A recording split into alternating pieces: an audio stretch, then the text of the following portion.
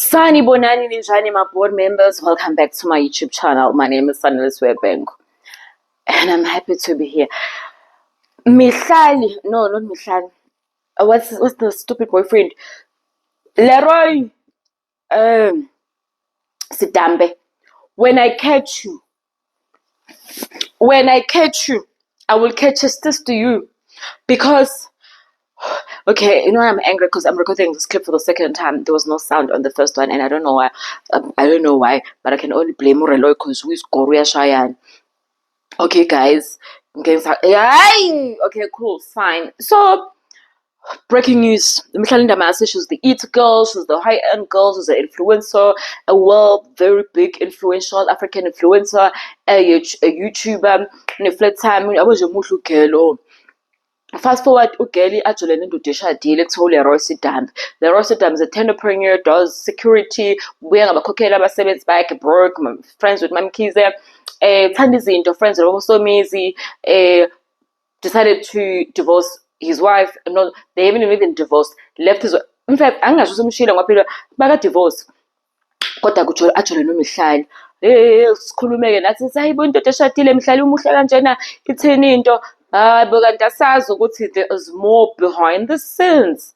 Guys, hayi shuthi uma ulahle idlozi usekulahlewa phela muhle uMihlali ukuthi angasha ushayiwe-ke namhlanje. Yebo, uLeroy uyaphika ukuthi abamshaya, ugirlfriend waphosta delete, waphinde waphosta sithi thank you my baby. Uthi thank you my baby inebe kushayile Mihlali because ukushayile uLeroy uqale waphula umlenze uMihlali, wamphula uMihlali umlenze, uhamba ngento wathi Mihlali uwe nendlu uginqike nendlu. Uginqike nendlu kanjani waphela kwakwamanga lo? Why we know ukuthi kwakwamanga? Because there's a girl that they were friends with uZola. Zola Zojago, Zola ayamaXhosa ngazi, Zola noJago, but Zola. Girl was against a relationship here Mihlali no Leroy, besides the fact that he's married, then the fact that he's abusive. So girl was like, ongcono mina ngizohamba. Nangempela yaphela relationship, Mihlali chose indoda over a relationship, which is normal.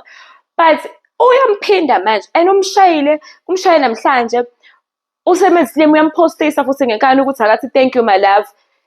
But they don't know what to say. So thank you my love, what happened? Ukingane emoto, uhlewe izinja. No, umshayile la. Yabo makuqhumela kusuka umuntu ade kushayela umgqubuzo umshaya ngempama, hlangana namazinyo.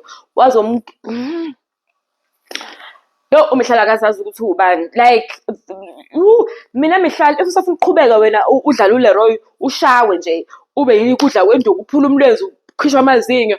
Cela ungiboleke i-flat time yakho mina, ngikubonise ukuthi mone flat time uyintombazane futhi efana nawe enezinqa, ene-flat time enhle, kumele uphile kanjani. Ungadlala ushawa uLeroy Mihlali, une-flat time, unezinqa, umuhle kanjani. Nah, my girl, please.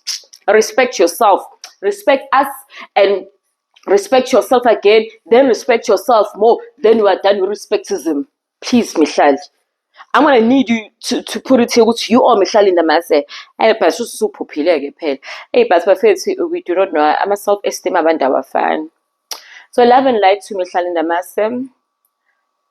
Abuse is not allowed, and we shouldn't make it fashionable, and then we shouldn't allow it to happen.